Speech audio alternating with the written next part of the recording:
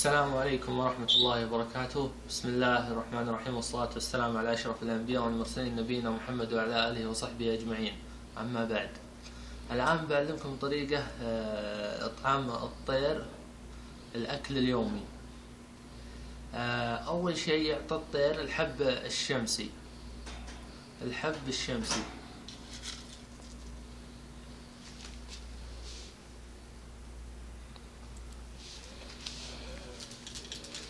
هذا يعطى في اليوم مرتين، زائد إعطائه نص تفاحة أو ربع تفاحة فقط. لا يعطى اللي يعطي موز واللي يعطي هذا يعور بطنه. أنا مجرب وهذه طريقتي في طعام الطير والحمد لله ماشي معي، لا أسهال وانتم بكرامة ولا شيء.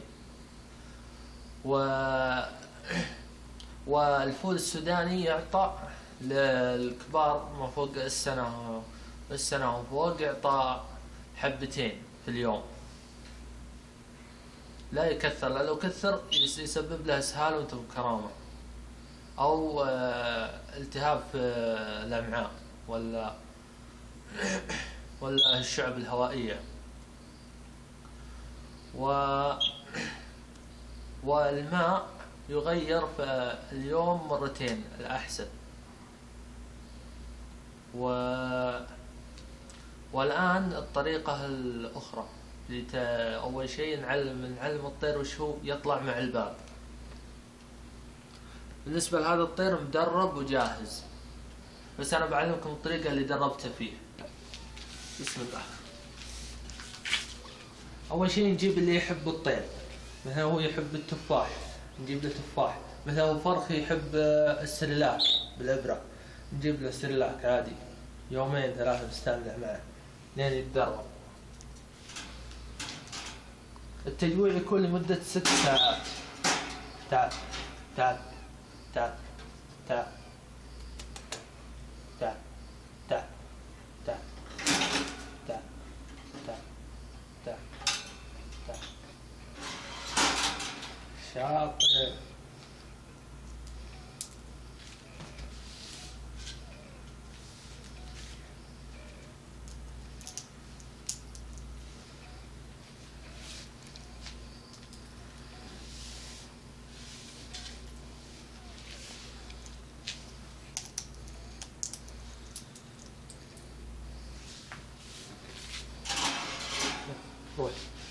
روح تعال تعال تعال تعال تعال تعال تعال تعال تعال. لاحظوا يطلع لو من جوا القفص، يرقى فوق اليد ويطلع، او يطلع لحاله.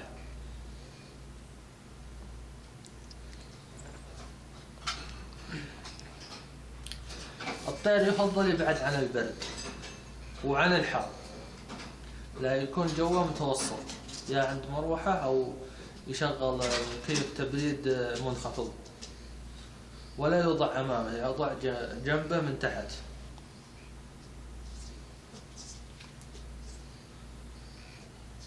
هذا المكيف، وضع الطير تحت من هنا. وبالنسبة